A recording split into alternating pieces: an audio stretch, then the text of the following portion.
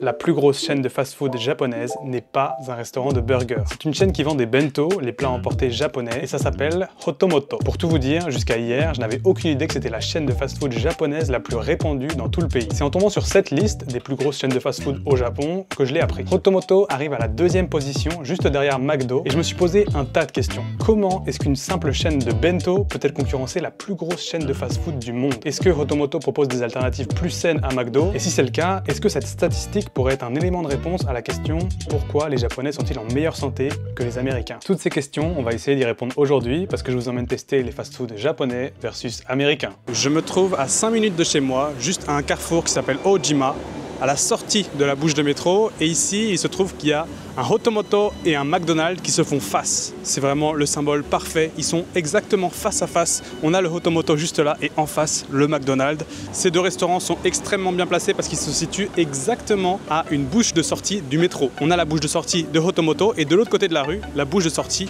McDonald's. Je pense, sans avoir fait aucun calcul ni rien, que Hotomoto propose des plats plus sains, plus équilibrés et plus rassasiants que McDo. Mais attention, ça c'est que d'après les apparences, on sera peut-être déçu après avoir creusé un peu plus. Je pense aussi que la raison pour laquelle ils arrivent à concurrencer McDo, c'est parce qu'ils sont rapides, qu'ils ont de bons emplacements et qu'ils proposent des prix pas chers. Alors tout ça c'est bien beau, mais ce ne sont que mes théories. Maintenant il va falloir mettre en place une expérience pour vérifier si c'est vrai. Je vais aller dans ces deux restaurants et je vais commander à chaque fois le menu le plus populaire, le menu de base, et on va pouvoir tester et comparer. Je vais commencer par Hotomoto parce que j'y suis jamais allé, et dans les deux cas je vais mettre un timer pour voir combien de temps ça met pour recevoir ma commande.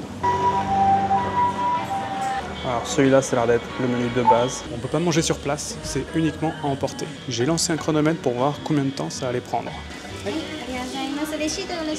Et ça y est, mesdames et messieurs, et ça a mis 7 minutes 30. Maintenant, on va aller voir à McDo.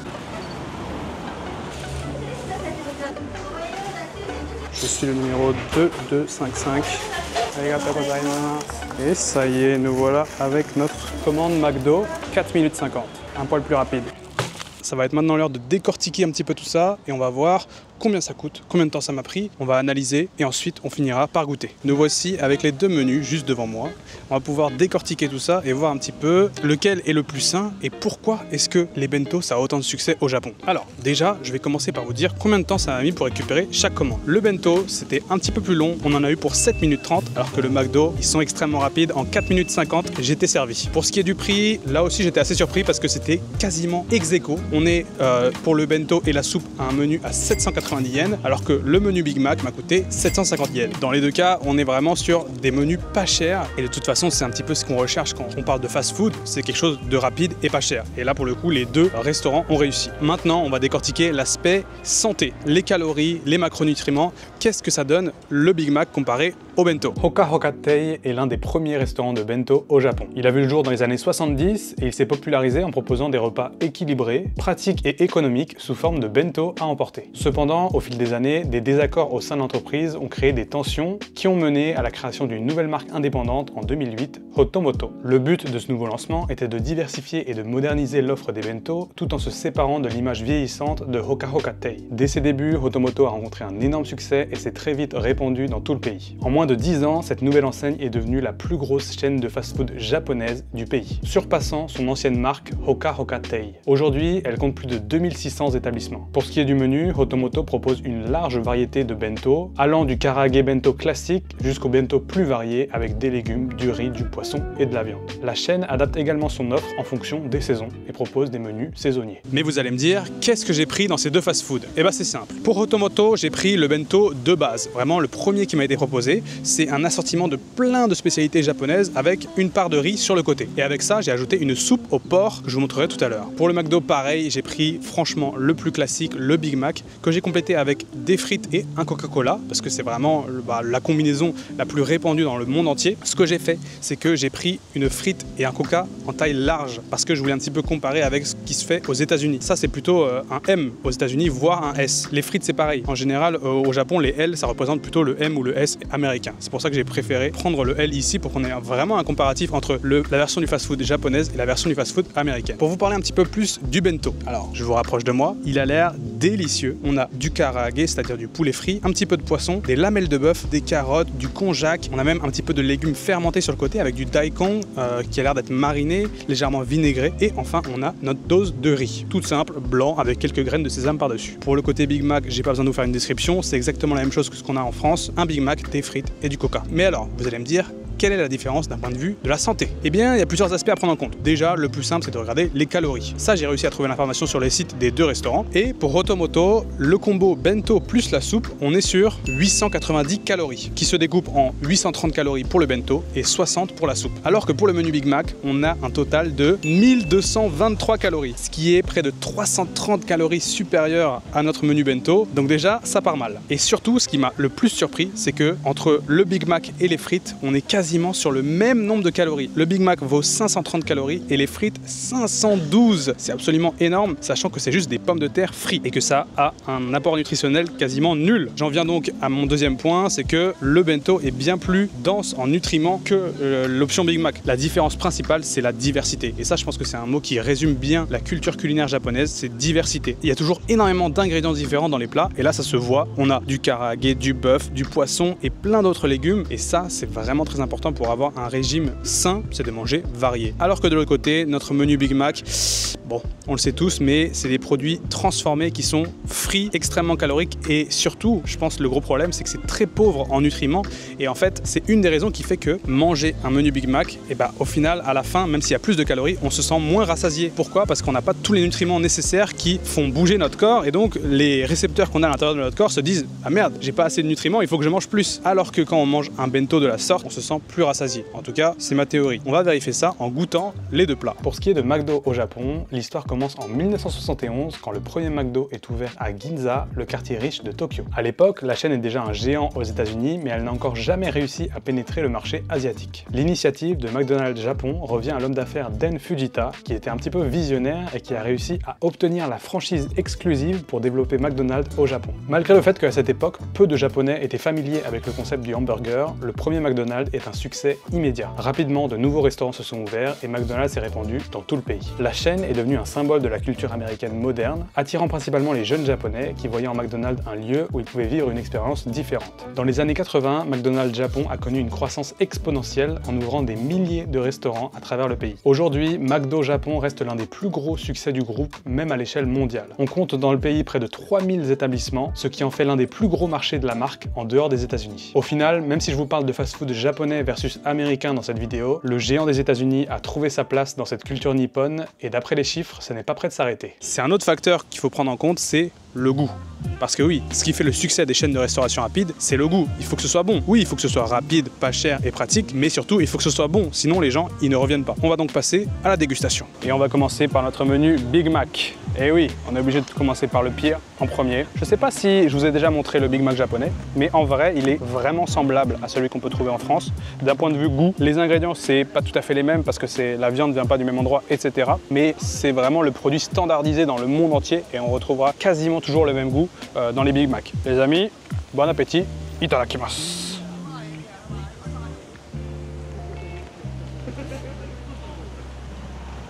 Et tout de suite, on comprend pourquoi ça a autant de succès. C'est que, en fait, c'est hyper addictif, ce genre de bouchée où tu as tout à l'intérieur, la sauce, la viande, le pain. C'est pas pour rien que ce burger a été designé pour être le burger le plus vendu au monde. Il a été formaté, il a été étudié au millimètre près, au gramme près, j'ai envie de dire. Et ça se ressent. Forcément, ça se mange sans faim. Et c'est d'ailleurs un des gros problèmes de ce burger, c'est que c'est pas du tout rassasiant. Une fois qu'on l'a fini, on pourra manger un deuxième, un troisième, et ça quasiment à l'infini. En tout cas, moi c'est le cas. Je sais que malheureusement, un burger, ça me suffit jamais quand je vais à McDo. À côté, bien sûr, on a les frites. Alors là, j'ai pris la grosse version. Ça fait un moment qu'elles sont là, donc elles doivent plus être très bonnes, mais c'est pareil, hein, les frites McDo, elles sont réputées comme étant les meilleures. En tout cas, certains le disent. Voilà, elles sont un peu froides, un peu moins bonnes. Le gros problème des frites, bon, c'est qu'elles sont frites, bien sûr. Quand on compare au bento juste à côté où c'est juste du riz, même si ça reste des glucides, des pommes de terre versus du riz, il vaut mieux manger un truc qui est non frit, donc ça je vous l'apprends pas. En boisson, j'ai pris un coca. Vous ne me verrez jamais boire de coca parce que de base, j'aime pas ça. Ouais, c'est un coca quoi. Et voilà. ça cale pas de ouf. Et maintenant, pour la partie que vous attendez tous, y compris moi, on va goûter le bento. Je vous ai dit, j'ai pris celui qui m'avait l'air le plus classique, celui de base, avec un petit peu plein de variétés. Mais c'est pas que ça qu'ils vendent dans ce fast-food, ils vendent aussi des karaage, c'est-à-dire du poulet frit. Et ça a beaucoup moins d'intérêt d'un point de vue santé qu'un bento bien équilibré avec des légumes. Je dis pas que Rotomoto c'est le fast-food le plus sain au monde. De base, c'est un fast-food et n'importe quel fast-food, c'est en général à éviter pour une alimentation équilibrée. Mais ce que j'essaie de voir aujourd'hui, c'est est-ce que c'est plus sain qu'un McDo? Et pour ça, il faut qu'on goûte, voir si c'est bon. Si c'est pas bon, il n'y a aucune raison qu'on y retourne. Goûtons d'abord la viande de bœuf. Ok, vraiment basique. C'est le genre de viande qu'on pourrait retrouver dans les gyudon, donc les bols de riz avec du bœuf par-dessus. Il y a plein de chaînes comme ça au Japon. C'est entremêlé avec des petites lamelles d'oignons et une sauce légèrement sucrée qui est très bonne. Sur le côté, on a nos petits légumes, les carottes. Ah ouais, ça c'est bon. Cuite juste comme il faut. Ça, je sais même pas ce que c'est. C'est ça aussi dans les bento, c'est que souvent on mange plein de petits trucs qu'on n'aurait pas l'habitude ou qu'on penserait pas manger. C'est tout ce qui est tous les accompagnements, les tsukemono, on appelle ça en japonais. Et souvent, c'est ça qui fait que les plats japonais sont plus sains que la moyenne. Mais après, on retrouve quand même des trucs frits comme le karaage.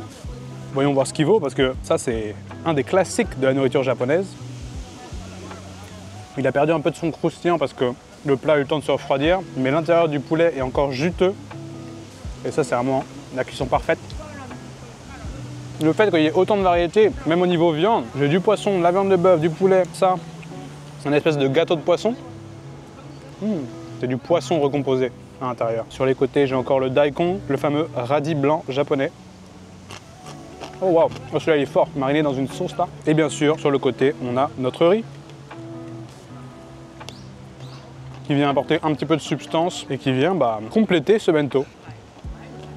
Ça c'est pour le bento. La raison pour laquelle j'ai pas pris de boisson de la Rotomoto, c'est parce qu'ils en vendent pas, tout simplement. Enfin si, il y avait quelques bouteilles d'eau, etc. Mais il n'en propose pas dans un menu, contrairement au McDo où on est quasiment obligé de prendre une boisson. Mais du coup, je me suis dit que c'était pas une très bonne comparaison si j'avais pas de truc à boire. Et donc j'ai rajouté une soupe. La voici, c'est une soupe de porc. Et il y a plein d'ingrédients, encore une fois, à l'intérieur. Moi j'adore, hein. Les soupes au Japon, ça fait partie de mes trucs préférés.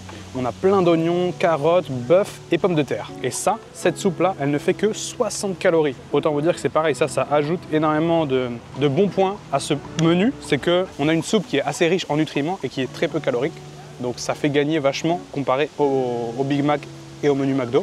Parce que ça, en plus, ça va me rassasier beaucoup plus.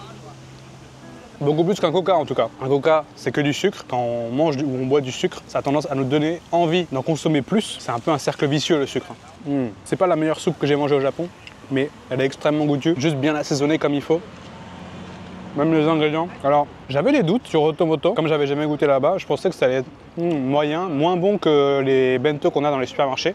Et bah non, c'est meilleur que les supermarchés. Même la soupe, là, franchement, j'adore. C'est une vraie belle découverte. Et pour le prix, 790 yens, au final, je pense que je vais sûrement retourner là-bas plus souvent. Bon, c'est bien beau tout ça, mais qu'est-ce qu'on peut tirer comme conclusion de cette expérience? Eh bien, si on reprend nos 3 questions du début, comment est-ce que Rotomoto peut-il concurrencer McDonald's? Déjà, on peut dire qu'il s'aligne au niveau des prix. On est sur des tarifs quasi équivalents et très bon marché. En général, dans ces deux restaurants, on peut manger pour moins de 5 €, au Japon en tout cas. Deuxièmement, les restaurants sont placés de manière extrêmement stratégique, que ce soit à la sortie d'une bouche de métro ou dans une rue très passante. D'ailleurs, à ce sujet, j'ai entendu une anecdote qui disait que le patron de McDo lui-même pensait plus en termes d'immobilier et plus précisément en termes d'emplacement parfait dans une ville, plutôt que de la restauration et de comment proposer le meilleur menu. Et quand on y pense, c'est normal. Le plus important pour un fast-food, c'est qu'il soit extrêmement facile d'accès, pour que le client n'ait même pas à réfléchir. Et ça, Rotomoto, ils l'ont bien compris, puisqu'ils ont tout simplement copié la stratégie de McDonald's. Troisième point, les deux restaurants sont extrêmement rapides. Et même si McDonald's gagne un petit peu sur ce point-là, dans les deux établissements, on peut être servi et à table en moins de 10 minutes. Quatrième point, et celui-là est d'autant plus important que sans ça, les clients ne reviendraient tout simplement pas, c'est le goût. Et oui, dans les deux cas, on a des plats qui sont extrêmement agréables à manger, que ce soit le Big Mac ou le bento, on a envie d'y retourner. Et enfin, le dernier point qui fait que, selon moi, Rotomoto arrive à concurrencer le géant du fast-food américain, c'est la culture alimentaire japonaise. Je m'explique. Le Japon Japon a une tradition vieille de plusieurs centaines d'années de repas équilibrés, souvent composés de riz, de poisson, viande et légumes. Le concept de bento est ancré dans la vie quotidienne japonaise, que ce soit pour les petits qui vont à l'école ou pour les travailleurs en entreprise. D'ailleurs, beaucoup de Japonais préfèrent un repas complet, sain et frais, plutôt que l'alternative des fast-food typiques hamburgers américains. Hotomoto correspond donc mieux au goût et aux habitudes alimentaires des Japonais. Bon, tout ça, ça explique comment est-ce que cette chaîne de bento arrive à concurrencer le géant du hamburger américain. Mais l'offre de Hotomoto est-elle réellement plus saine que McDonald's? Eh bien ça, on peut dire que d'un point de vue global, oui. On a pu confirmer cette hypothèse aussi bien en termes de calories pures que de diversité et de nutriments. Un autre point important, c'est que Hotomoto ne propose ni dessert ni soda, ce qui est un gros avantage en termes d'alimentation saine, puisque ça élimine toute possibilité de consommer du sucre, qui est quand même l'ennemi numéro 1 quand on parle de bonnes habitudes alimentaires. Là où à McDonald's, dans un menu classique, on va nous obliger à prendre une boisson qui est souvent bourrée de sucre et on va aussi nous proposer un dessert, à Hotomoto, on n'a tout simplement pas cette possibilité. Ce qui fait qu'on va sûrement boire de l'eau et